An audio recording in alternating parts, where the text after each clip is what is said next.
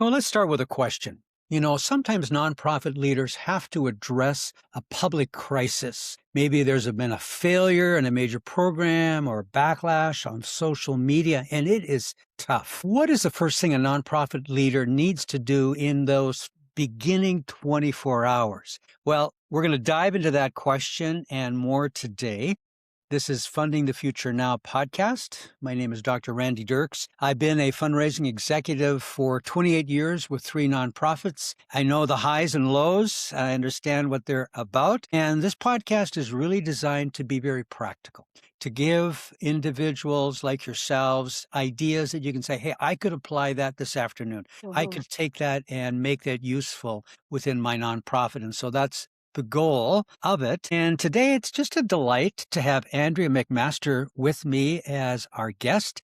And Andrea is the president of Amplify Mission Network, located here in Minneapolis, Minnesota. And what that network does is she's empowering marketplace leaders. I love that, marketplace leaders and nonprofit change makers to collaborate, grow, and amplify Christ's work, and all at the same time strengthening communities. I love that, Andrea, because you're looking at partnerships and how partnerships can really amplify, picking up on the title of your organization. So, Andrea, welcome, and why don't you take a moment or two and just introduce yourself to our audience? Well, thank you so much, Randy. It is a true delight and honor to be asked to be on your podcast. So I'm really grateful. A little bit of my background. So I like to say that I've always been a lover of stories and telling people stories. Okay. And that has taken on many forms. So in college, I worked at an AM talk radio station. Nice. Post-college, I worked for several NBC stations as a reporter and anchor. And then I worked in public relations, helping my clients craft their stories so that they could clearly share about who they are and what they do. Also helping secure news media interviews for my clients on local and national media outlets, and then making sure that when they appeared on those news media outlets that they had a strong and compelling and a clear message to share. A couple of years ago, God really redirected my path and led me to this role at Amplify Mission Network. So I'm just incredibly grateful that I continue to be able to tell stories of impact, but now it's with this amazing organization and the work that we do. Just incredibly blessed to steward this organization as president over the past year. And I will be able to share, as we talked about, Randy, about Amplify later in this interview as well. For sure. Well, thank you, Andrea. And it's so great when a person brings a diverse background, but you see that the backside of a tapestry, you see how all the threads are woven together. And it sounds as though you've got a really great sweet spot. You love story. I love story too. So let's jump in with the first question. Nonprofits often struggle to stand out in a crowd of media landscape for competing for donor attention. There's just so many great organizations out there with worthy causes. What would you say is one communication strategy that you've seen transform a nonprofit's visibility without requiring sometimes those big bucks and that big budget? Sure. Well, I truly believe, Randy, that what happens is that nonprofits often think that they need to say more to stand out. For sure. But honestly, more words usually can create more noise. So I truly believe that really what cuts through is that one clear human story, that one person, that one life change, that one picture of what's different because your organization exists. And then it's consistency, right? So you don't just tell that story once, but you keep showing up with it in different ways. So through an email, a social media post, something you share in an event, because when people really, they can feel the impact and they can actually remember it, Right. they're way more likely to engage and share it with others. So it's not about more content. It's about intentional content, and that clarity that creates connection, and connection is really what drives that generosity. And one other note, I know you asked for what is one tidbit, and so less is more is what I'm saying here. But one other tidbit that I think about is, who are your ambassadors? So as nonprofits, we really truly we can't be everywhere. But who are those people who are cheerleaders for your organization that are in multiple spaces? Like if we're here in Twin Cities, Minneapolis area, how can they be sharing about you with others? If you can have multiple ambassadors sharing your story and sharing it well, and they understand it, that's why that clear and consistency matters. So they're sharing that same story and they can rally for you. That really helps spread your message well.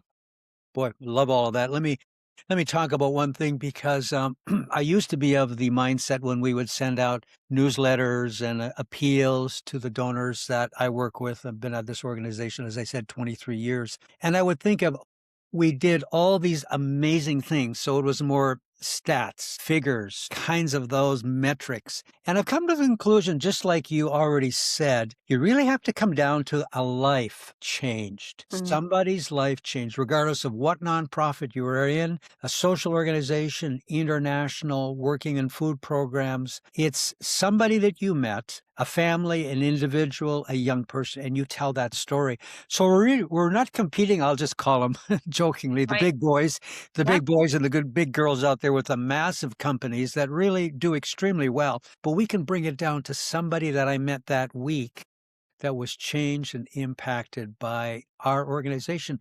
Mm. Even with a small budget, it's those stories. And I love the consistency. I think sometimes when we have a new donor, we don't follow through very well in those first 90 days to stay connected, to make Mhm. sure they're understanding that they were thanked, that their updates, whether it's a text message or an email or a little report or a handwritten note, Right. all those things start making a difference. And that consistency really pays off. So Yeah. love those comments. So let's talk about the second question, which I really introduced at the very beginning. It's the issue of a public crisis.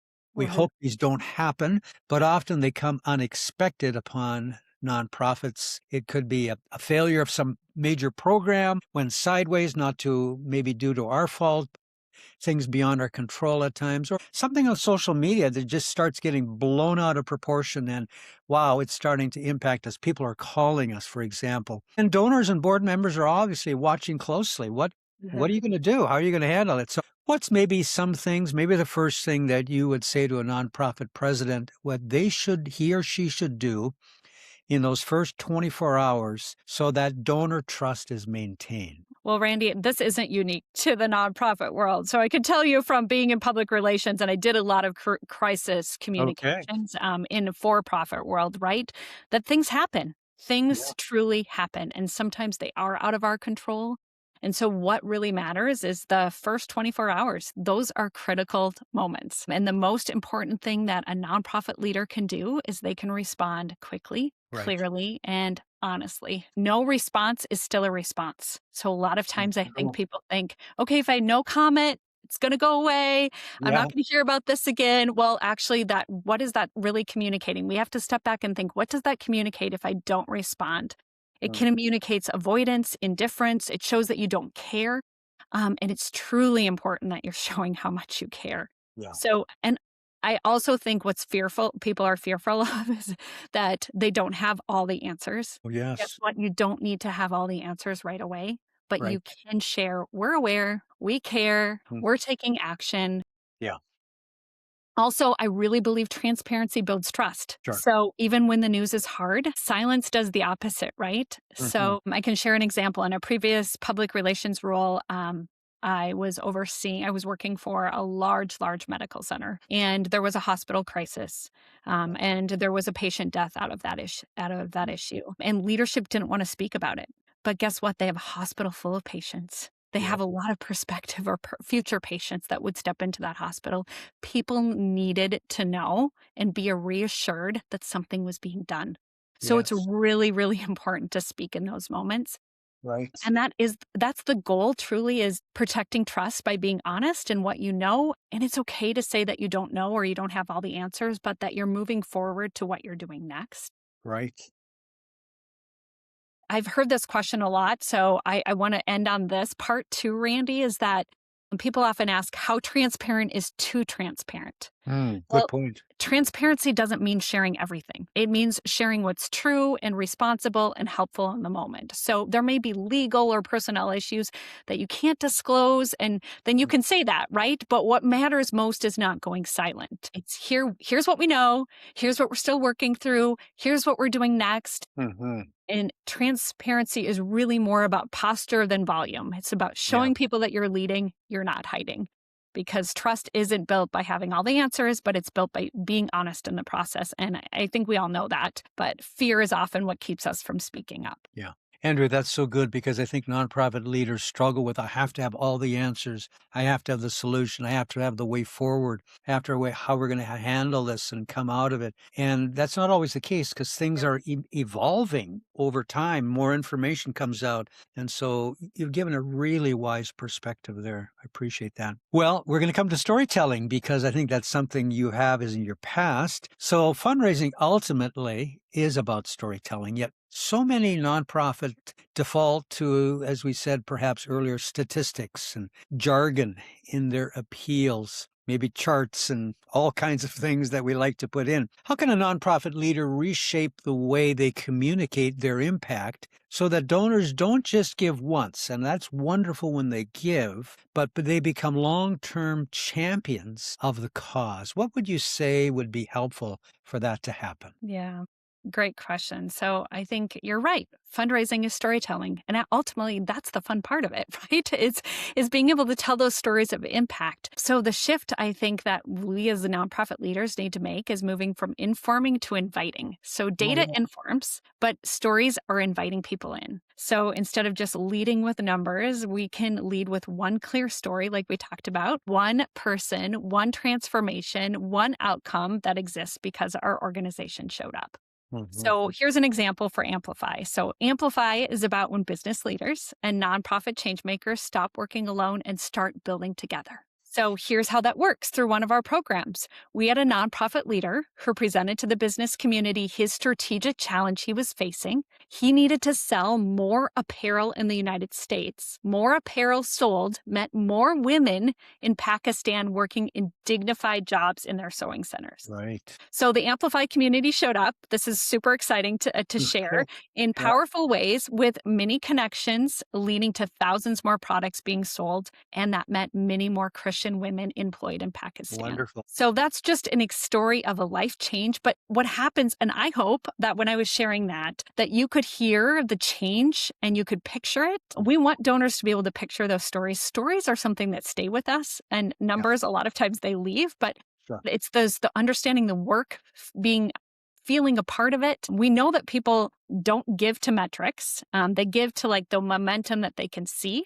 Sure. Now, I want to end on this, and I know I'm being maybe a little long-winded for this No, this is question, good. I love it. You're doing but I great. want to share that, does data matter? I do think that data does matter. So it does matter. It does support the story. It is needed, but we don't need to lead with the data.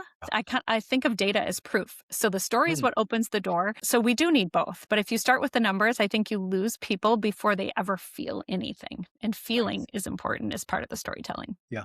So good. You know, men and women, we have different kinds of ways we look at life, and maybe some are stereotypical, but it's often, I put it this way, I think men, like women, make decisions out of emotion, and then we tend to justify it with logic and facts. And I think men tend to think, oh, I make decisions because of the facts and all those kind of things. Well, I think we are moved by the story, and that is so critical. And so I would just say, you know, probably to a nonprofit leader, find one or two or three stories. Of course, you got to rotate them. I understand that, but you become comfortable with them. So you feel as though, hey, I understand this. Maybe you've even met that person and you've talked with them, which even adds more credibility to your story, but so well put. Well, how about this?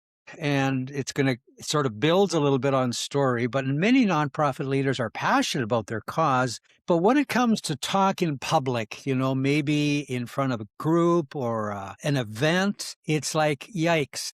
And that person starts to freeze up a little bit on the spot. What's a great piece of advice for helping a nonprofit executive become confident, compelling spokesperson for their organization? I think the biggest thing here is to know your message. So to know your core message. What do you want people to remember if they only hear one thing? For sure. So, because when you're clear on that, then you don't panic and you can consistently come back to it, right? That's true. Yeah. And the second thing is I listen to John Maxwell's podcast often as well. Yeah. And, you know, one thing that stuck out to me is that he says, I practice out loud often. Here's John Maxwell, You're right. He knows his message. He's been teaching for years and he's led thousands of leaders, Mm. but he still practices out loud, Yeah. not in your head, but practicing out loud. So saying Mm. it, rehearsing it, have someone actually ask you questions. If you are going to go into an interview Oh, with yeah. How good. practice out loud, because confidence on the spot doesn't come from talent, but it comes from preparation. And the more Mm. we're prepared, then you stop trying to be perfect and then you just can be clear. Yeah. Clarity is what makes you compelling. So Sure. if you get and then if you get a question that you don't know the answer to, you don't have to make something up. It's completely okay to say Yeah. that's a great question. I'll get back to you on that. Or if it's a live interview, that's a great question. Here's what I can share. And then again, you're bringing it back to your core message. Yeah. So a strong spokesperson isn't somebody who knows everything, but it's someone who knows what matters most to Mm. say. Yeah.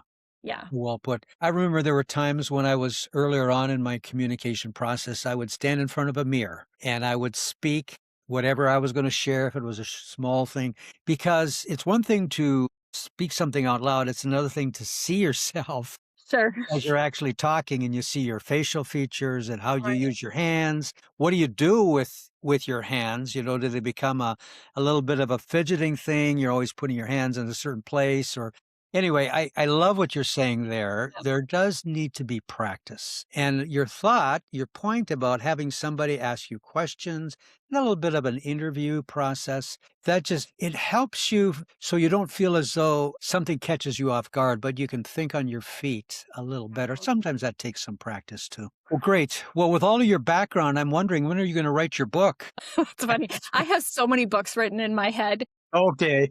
I like to journal, so someday, who knows? Someday. All right. Well, I love that. Well, I've got the fast five that I ask every guest at the end. So here they go. What's a great piece, maybe the best piece of professional advice you've ever received? Yeah.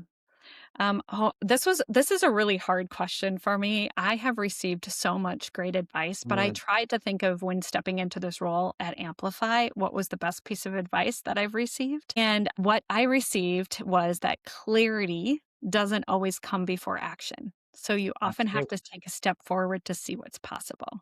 Oh, And yeah. that's been really helpful. So instead of waiting until everything feels fully defined, I've learned to move with what I do know and trust that understanding will grow along the way. And obviously, as a Christian leader, it's bathed in prayer as well, right? But action has a way of revealing direction, opening doors, sharpening focus that isn't available from just standing still. Yeah. Love it. Question number two. What's a daily habit or practice that you cannot live without? My husband would probably say it's my morning coffee. Good start to the day. But for me, it's truly prayer. So before my feet even hit the ground Sure. in the morning, I try to pause, just really thank the Lord for a new day, ask for him to guide my steps into the Good. day.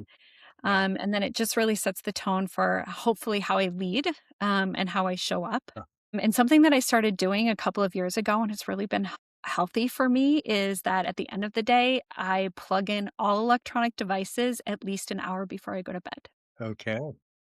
And for me, that just gives me a space to rest. Yeah. Like there's always things that you can reply to, but Sure. and there's always pressures on a leader, but like there needs to be that space to rest into the evening before going to sleep as well. Yep. And from a brain standpoint, I do a little research and just listening to podcasts. Yeah. That shutdown, as you noted, at least that hour prior, it really helps you to rest much more peacefully at night. Mhm. And so that's a great habit in the evening. Love it. Mm. Well, Andrea, imagine if you could go back to your 20-year-old self, to that inspiring, aspiring young lady. What would be a piece of advice that you would give, knowing what you know now, to your younger self? Sure. Well, I do have a 20-year-old daughter. So I thought about her, and she's Oh, actually yeah. Oh, good. better at this than I was at 20. Yeah. But what I would really say is be really intentional about who you surround yourself. Oh, so good. So that is, like I said, it's something I started later than I wish I had, but it does Mhm, make a huge difference. So put yourself around strong leaders, people who ask you good questions, people who are growth minded, mhm.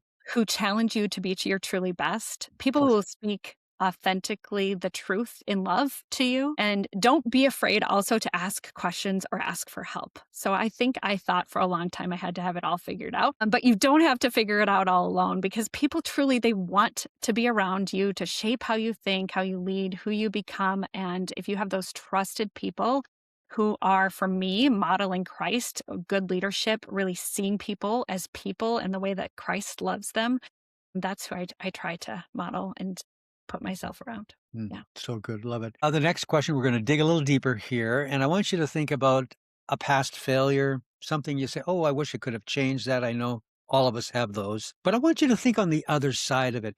How did that experience actually set you up for later success? Well, I think this kind of comes into how I ended that last question, but like there was a season where I felt like I needed to carry all the answers and carry everything myself, and it just created pressure, and it honestly slowed things down. Mhm.